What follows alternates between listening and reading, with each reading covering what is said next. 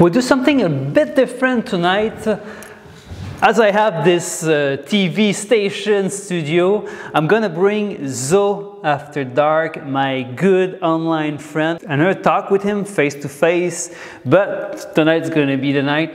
And he's a great tube light painter from Chicago. He's been doing this for probably 2 years, and we're going to talk a little bit about his images, the business side of light painting for him, and let's start right now.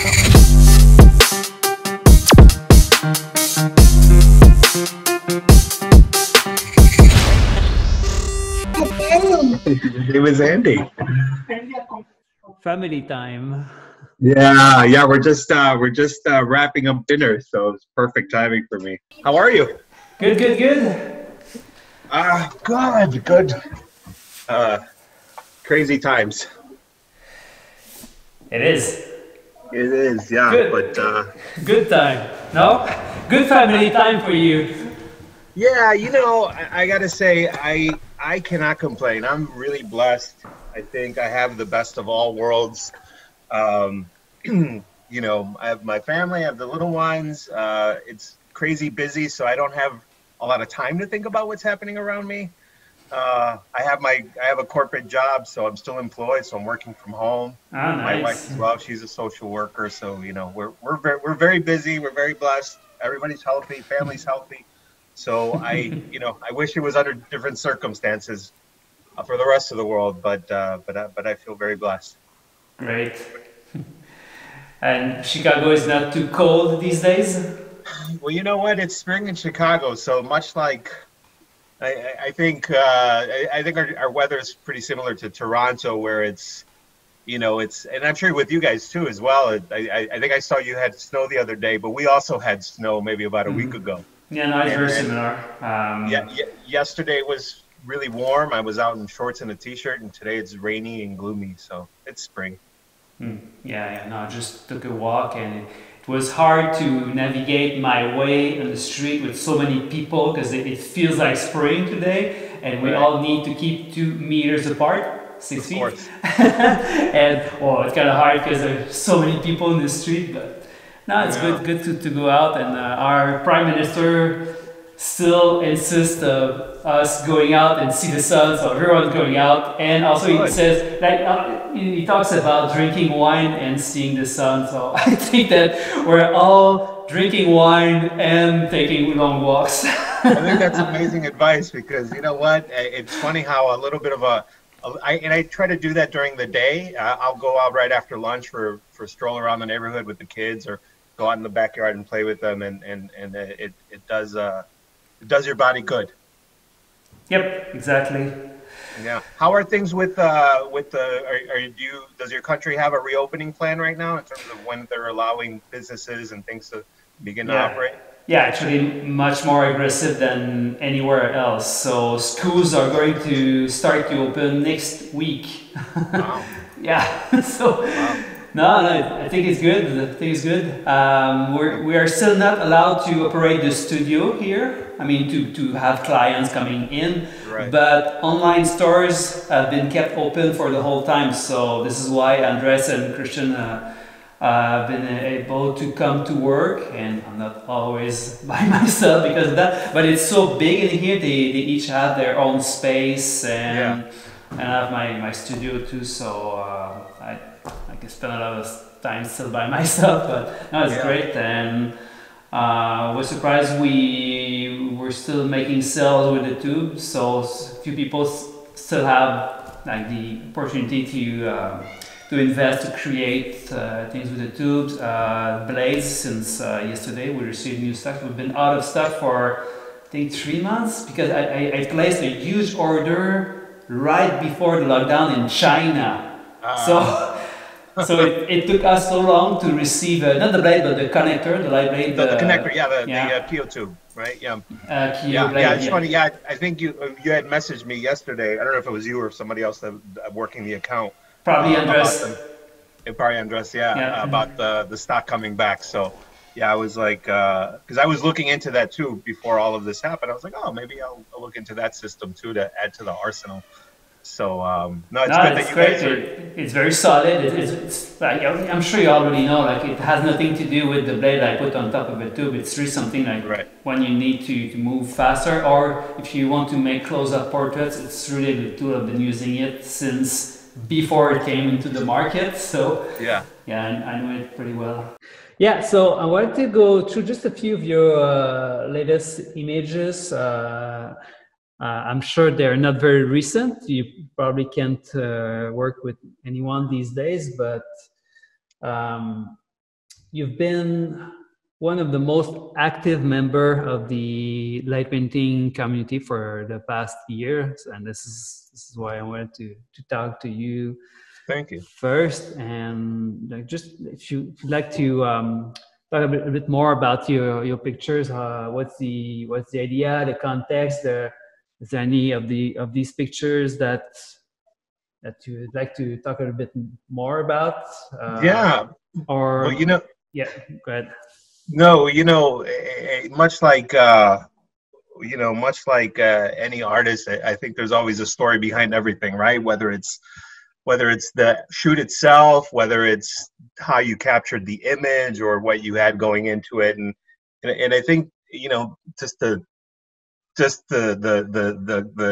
the context of my where I'm at as an artist is that all of this obviously came to me like a lot of people through just curiosity, right?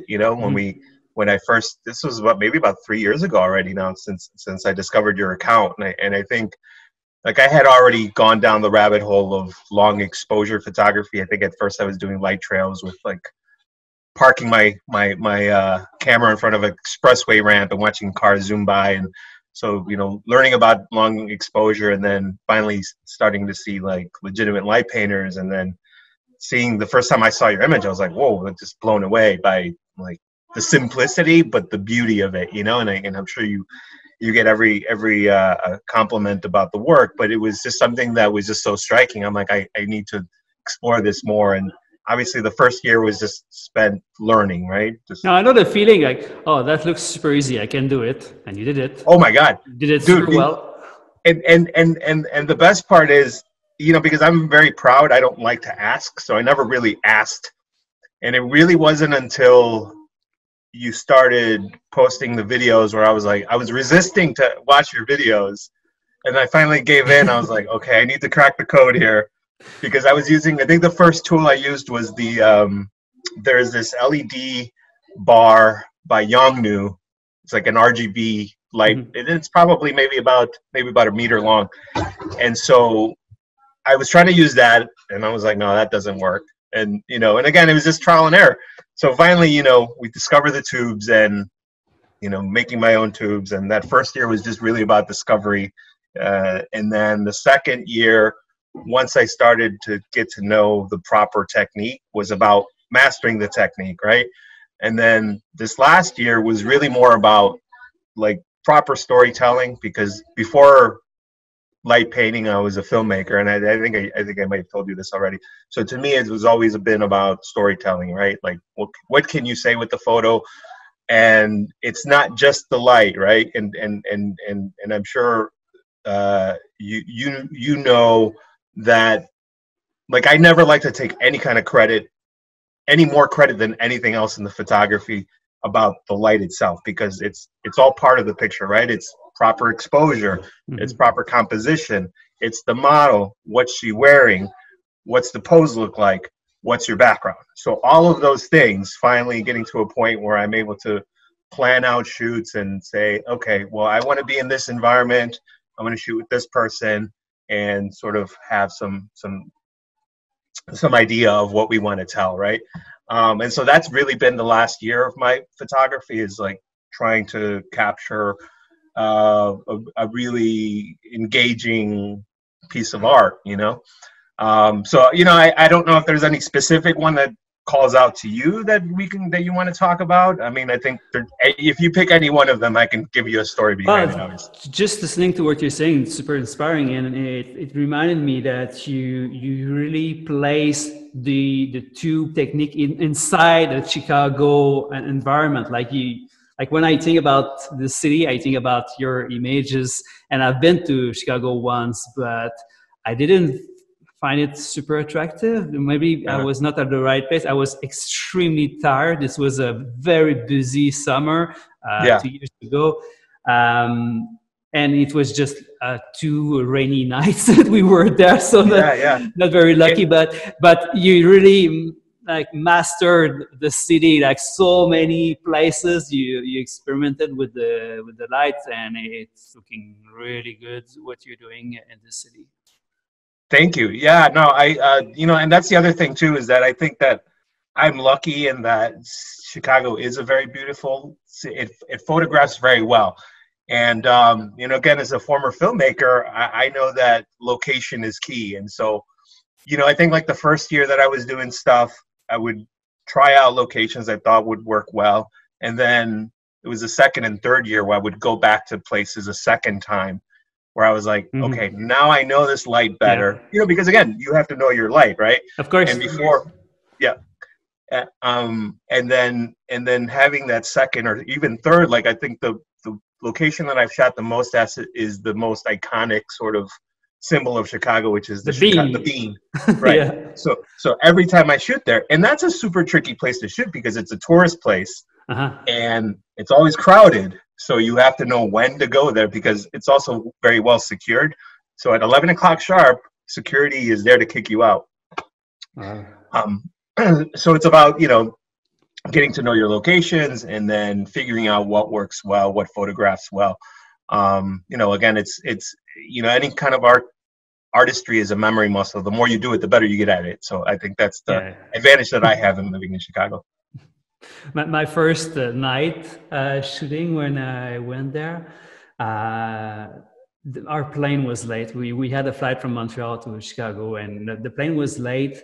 And we had the workshop that night, and we arrived at the flush the minute we had to start talking. 5. We are so late. The flight was late. We tried to land twice. There was a lot of traffic. We're giving a conference in a few minutes. We arrived in the room where we had that conference. It was super stressful, but we know our material, so we just connected the HDMI cable and started to talk right away. And right after this conference, we were going out with everyone, and it was raining. It was very hard, and we were kind of tired. And so we found a few places. It was okay, and at some point, it was raining just too much, and we went under it was a parking lot, I guess, with a lot of garbages everywhere, like big containers, garbage. And then we realized that there was how do you call that? Like the train that is over the streets. The elevated train, we call it the L. Yeah, well, that thing started to move like in our background, so we were timing ourselves like when it was coming. Okay, it's coming, and then we're light painting just to have the circle and the light painting of the train at the same time. It was great. Yeah, no, I think I remember when you were in town because I may have been trying to stalk you at some point. I was like, oh, Eric's in town.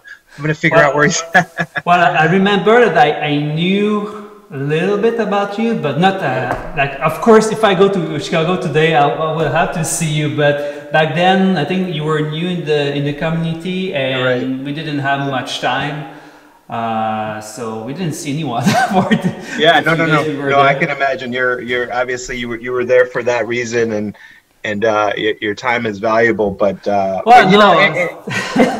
and listen, I have to tell you something, and I've probably told you this already. I appreciate, and so does the entire community, on how open and available you are to people, because it is very refreshing, and I know that there's like no ego. I'm not available. I talk to you and that's it.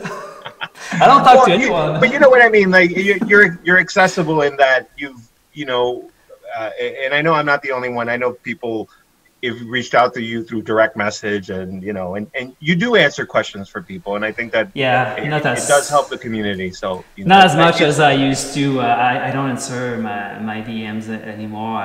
It's just too much, and I'm sorry, everyone. I just can't. I have just too many accounts and too many things to handle. So. Well, that's it. But I answer. I think I answer pretty much everything in my videos, anyways. So I think it's fine. So most of your pictures are shot in the Chicago area, except a few ones that are in some trips that you made over time. Yeah, as a matter of fact, the last one that's Chicago. I just right before all of this broke out, I had a trip to Austin, which I got to shoot and work with amazing group of circus performers, aerialists, pole dancers, and we had a pretty big shoot out there. Right, literally like first week of March.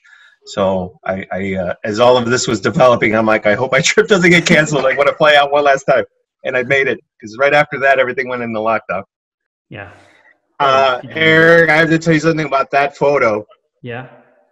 So that photo, that the one that you just showed, so we had a shoot with an entirely different group of people, and this couple came out and they were walking through the beach. So that's North Avenue Beach, which is probably if not my favorite, one of my top 3 favorite locations in Chicago to shoot at. I have a very nice, clean shot of the skyline. You're right by the lake. There's not a lot of ambient light, so it photographs very well.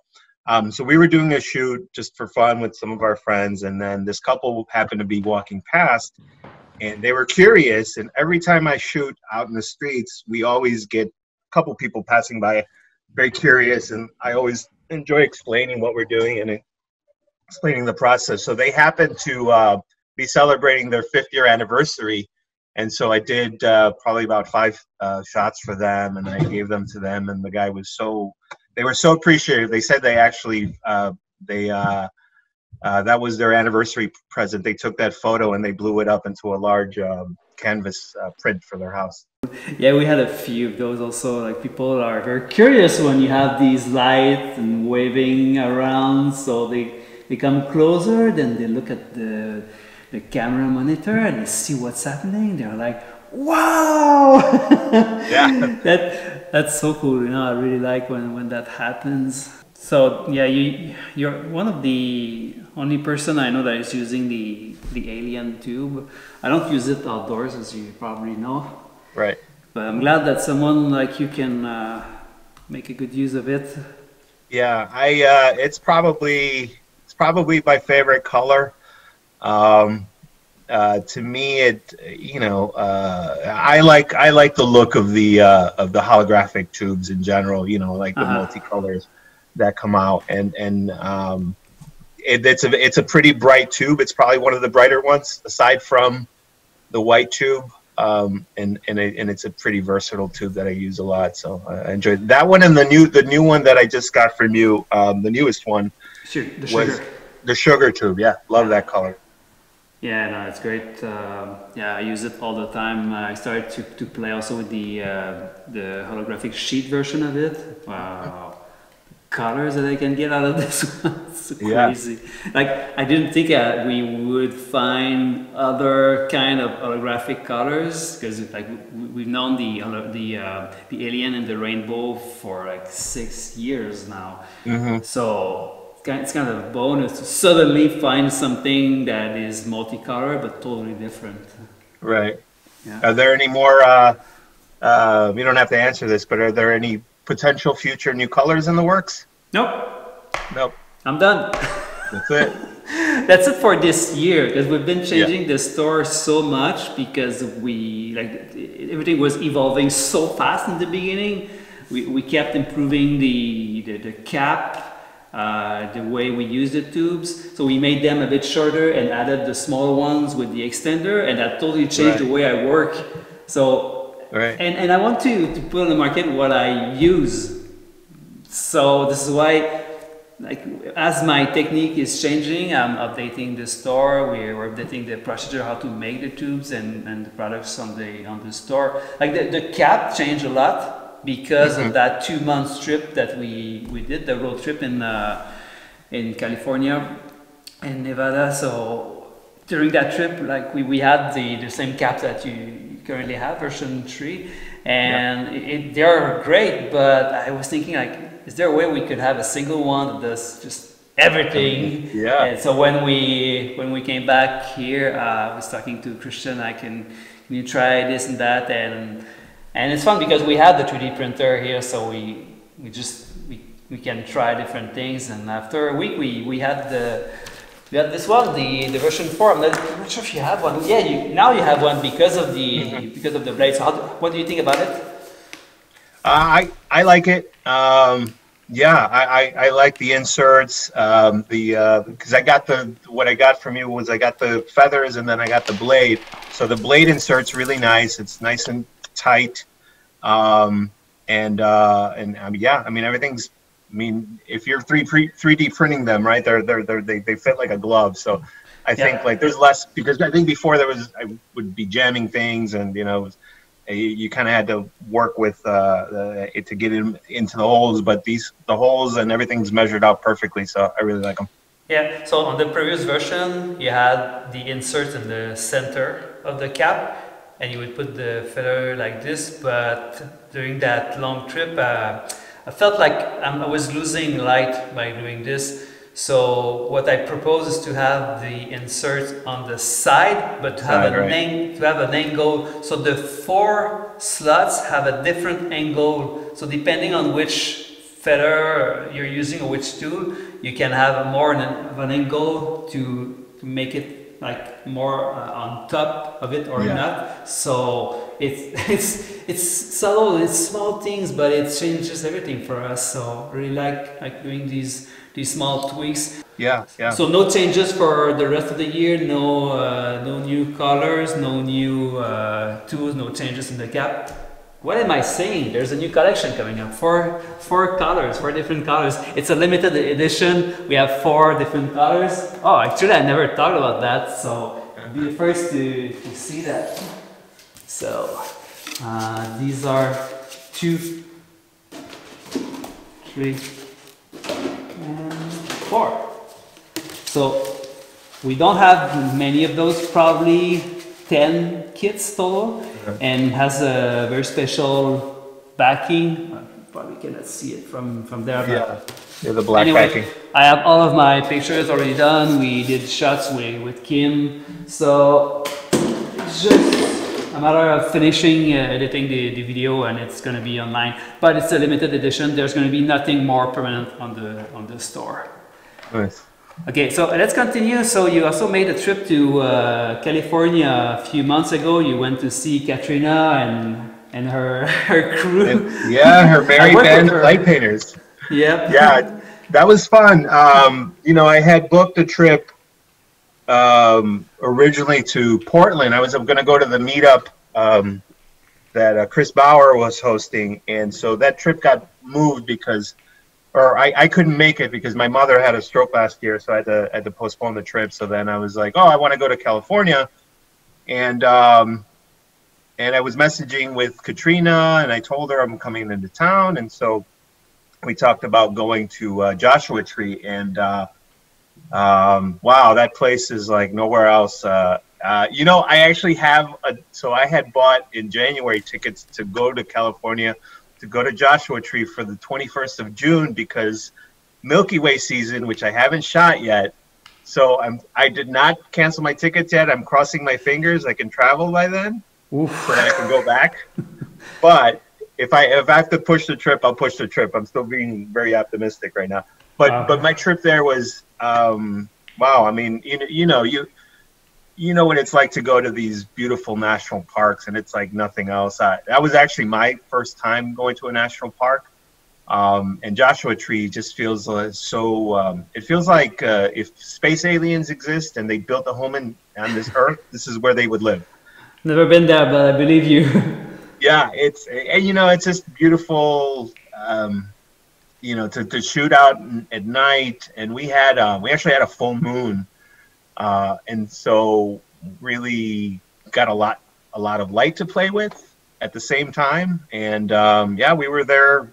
We got there. Unfortunately, I wanted to get there earlier to kind of plan the shots.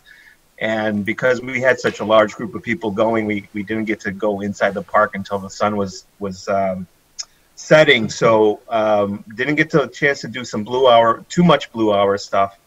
But that was a beautiful place, and shooting there till probably 3 in the morning, and you see some of the stuff that we got, and it was great. And it was great to collaborate too with really good people. Nina Keller, who's her daughter, she was great to work with, and you know, we really got to play with some fun stuff. Yeah, no, it was with this crew just a few months before that. They came to join us in Dead Valley for a single night. It was great. I really love the vibe. Work with them, like they know each other very well, so it's fun to see them. It feels like a party, and we're not used to that because like Kim and I go in the sand dunes, and I don't know, it's just we were so used to work together. But then it was like a big party out of nowhere. So it was fun. Yeah, they're fun. They're fun. I think at one point, Katrina's boyfriend scaled this really large rock, and he climbed up the top. The rock formation was probably at least 50 feet high, and so he got up top. So and somebody else came with him. We did a tube shot with him, and then somebody at the bottom, and it was. Oh yeah, I remember this picture. It's somewhere in your feed. But... Somewhere in my feed, yeah, somewhere. You know, sometime after I think it was September of last year that we were out there. But yeah, no, you know, again, that's part of the thing that I love about what we do is the memories that we have in collaborating with people, and you know, these stories that we're telling. And to me, it's something that'll always be etched in my brain. That trip to Joshua Tree, because of the people that I was with and what we were able to do. And you know, and again, it's just artists sharing their work.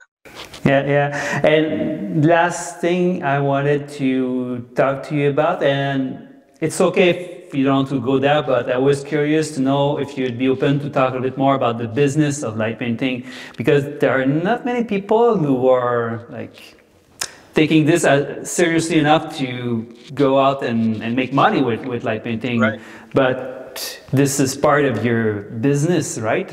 Yeah. Actually, and it's again, these are the things that you go down this rabbit hole that I like to say in terms of life and where it takes you, because you know, to me, and I don't know, you know, you're probably more you know, in terms of your source of income, right? You probably, I don't want to make any assumptions here, but you've probably been more connected to making money as an artist than any other thing, right? So I've had the luck or the fortune of not needing to do that, because I, you know, work a corporate job, and you know, I'm doing well financially, but at the same time, the artistry, because I have in the past through just regular photography. So before I was doing light painting, it's like 10, 12 years ago, I bought a Canon 5D Mark II, and I used that to make a couple movies. And I had all this equipment lying around, and I've always been interested in photography. So I started doing just regular photography, weddings and things like that, because people would comment on my work, and they're like, oh, this is really good. Can you do my sister's cotillion, or can you shoot my cousin's baptism? Sure. And then from there, it did progress into more having active clients and learning, you know, how to conduct a real business. And so I did have an existing photography business prior to discovering light painting. And, you know, again, it was just things that I would do on the side. And you know, the intention with light painting was just a curiosity thing. It wasn't like, oh, I'm going to make this money and blah, blah, blah. But it came through. And this is, I have had this conversation with people. People will message me, or people that I know, and we'll have conversations about this. And to me, it's about a few things, right? One is having a sense of yourself as an artist, right? Having a very clear vision of who you are artistically, what you're telling through your work and through your artistry, and then also being able to talk business with people, right? So people, I think that's the part that's hard for people sometimes. Being personable, going out of your way for people, customer service, right? So customer service is important. And so my transition really happened about a year ago when, you know, through the good fortune of becoming friends with Emily, who, you know, was probably evil Emily. Evil Emily. She's so terrible. She's awful. No, she's an amazing human being, and I'm sure you can tell. You know, not just through her grace and her athleticism, but through her generosity and just introducing me to the studio that she was working at. And you know, we did a couple shoots for fun, and the studio owner saw the work that we were creating, and so you know, the conversation was about doing more book shoots with some of their students and instructors. And so I definitely jumped at the opportunity because I thought, okay, great. Well, this is a good opportunity for me to make a little bit of money and again, create artistry, because that's the one thing that I enjoy doing with light painting is working with aerialists and pole dancers. And because I think it works so well when you work with people that are graceful and creating these designs that sort of match their movements, which I think is something that I've learned to do effectively. And through that, the opportunity opened up with with other studios, and it's funny. Again, I don't know if I'm going to say too much by saying this, but I'll put that out there. So I did get an opportunity. The chain of aerial studios with Airfit reached out to me, and they signed me to a contract to work with all of their studios exclusively, because what had happened was, and again, this is just, it's not to call anybody else out, but it's just more about, well, if you do your business right, you'll be able to garner more, more customers and things like that, where they had worked with somebody else. And again, I don't know who that person was, or if it was somebody that was attempting to light paint, or if it was an active light painter, but they had worked with another studio, that one of their other studios worked with somebody else and tried to do a shoot, and they really didn't like the images. So they said, listen, we want to give you exclusivity to work with us because we really like your work and we like working with you.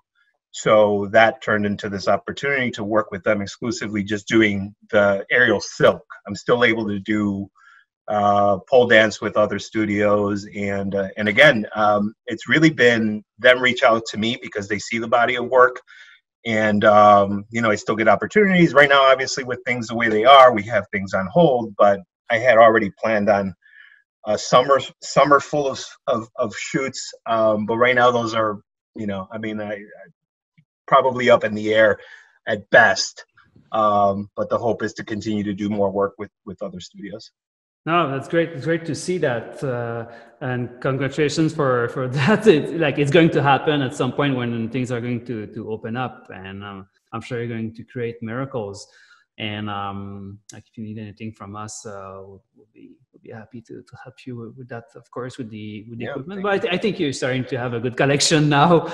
Yeah, no, I'm pretty stocked. I may have to get a second bag. I think that's what I'm going to need, because I always have trouble deciding which colors I'm going to bring with me, and then I have some custom made tubes and some some DIY stuff that I have. So the bag is pretty full, and it's always a tough call when you go out to these shoots. But I think what I'm realizing too is that the tubes that photograph the best are the ones that I need to work with. I feel like it's better to have less equipment and to insist on something. Like sometimes it doesn't work well the first time, but you keep doing it, and suddenly, whoops, it starts to work well. When I did my light spin project, the one in 360 with the dancers, okay, the tool that I used was a small tube, but it's not really a tube. It's just a roll, neutral density filter gel. Okay, so I just made a roll with it, and it was the hardest tool that I had to work with. I had so many. I was just making stuff back then, and that was the hardest one to master. But I told myself, okay, if I go on a major project using just this one, at some point it's going to be good. And it turned out to be my best project. So yeah, right.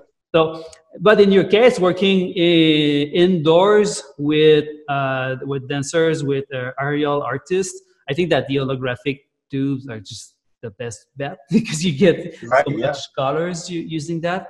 I would try with sliders at some point. You can make your own super easily, like just the small black pieces that you can slide up and down, so you create some gaps along Yeah.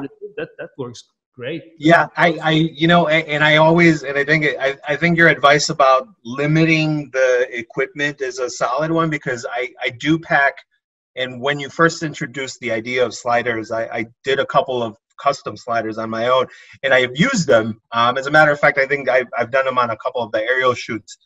But then sometimes I think, I'm like, man, I have too many options sometimes, you know? So like the last shoot, like I forgot to use the sliders, and I know that I have them, and I know that they create great images. So, you know, again, planning things out always is best. And maybe a smoke machine. I know. Dude, I tried. I have a smoke machine in my garage, and that's my studio setup. And I haven't effectively used it yet. So maybe during this quarantine, I'll bust that smoke machine out again. Yeah, I'm super addicted to the smell of the smoke. I've been using that for so long. Did you see that now I have two? Oh, do you? Each other. Nice. and I have a remote control. I press the button and you're able smoke to is coming from both sides. Wow. Yeah. My only fear is if I use it in the garage, my neighbors might think there's something wrong if they see does it dissipate outside? Like if you have a room, does it travel outside, or does it just clear out inside? Not major. I mean, yes, you're going to see a little bit of smoke, but I think that the best thing is just to warn your neighbor that you're going to use a smoke machine. But I never had any problems. It works so well. Light painting, smoke machine. That's a perfect mix. Yeah. Well, you know, since I have the ability, actually, you know what? Now that and I should have thought about this beforehand. I have access to those aerial studios. Maybe and I have the smoke machine. Maybe I'll see if they'll let me do some test shots. So I think it would be great. Maybe do it with the aerialist. Who knows? Yeah, of course. If you can put it behind you, low, it's going to be easier to hide your feet, I think. Sometimes it's like when the artist is suspended, you have nowhere to place your feet. So, well, I have a dance. I should show you a video. I have a dance that I created when I do the aerialist, and they laugh at me. They're like, "Hey, are you dancing?" I'm like, yeah, there's a shuffle that I do when I'm spinning. It's almost like a salsa dance where I'm shuffling my feet as I'm doing the thing, so I don't capture the feet, and it's pretty funny. Can you provide me that video? I would put it right there. Yeah. I'll let me see what I can do. I have to find it, but I think I have it somewhere. Yeah.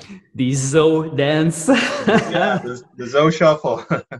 Yeah, I don't really, well, when I work outdoors, of course, when I do a sideways shot, I'm going to move a little bit, but in 360, I have to move all the time because I have cameras all around me. Oh yeah, it's fun because Kim is the dancer, but I'm the one dancing. I kind of like it because it keeps me warm. Oh, it's a cardio. Listen, every time I shoot, because when I do those aerial shoots, they're probably like 3-hour sessions. I come out of there just drenched in sweat.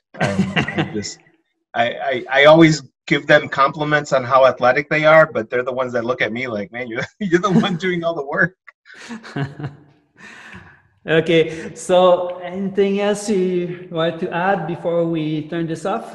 No, well, you know, again, I appreciate, you know, everything. These things are life-changing for some people, and I have to say that it's given you know, a different meaning to me artistically, and it helps. I think that even if you're not a dedicated artist in terms of this being your source of income or your job or your work, that it's an escape for people, right? Especially in these times where, you know, people with all these problems happening, it's good to have an outlet and a release. And to me, light painting has been all of that. It's a big chunk of my life now, and I have you, and you know, there's other artists that I'm thankful for, like encountering, and you know, I want to do you guys right. So I appreciate, again, you having take the time to speak with me, and you know, continuing to further these relationships, because I think it's great, and I hope at some point we do get to break bread at some point, and say hello in person and create some work, and and continue to expand this world that that you've begun. So thanks for everything. Zo After Dark. Zo After Dark. Follow this guy, the new superstar light painter from Chicago. I will talk soon. Thank you. Thanks. Bye. Bye.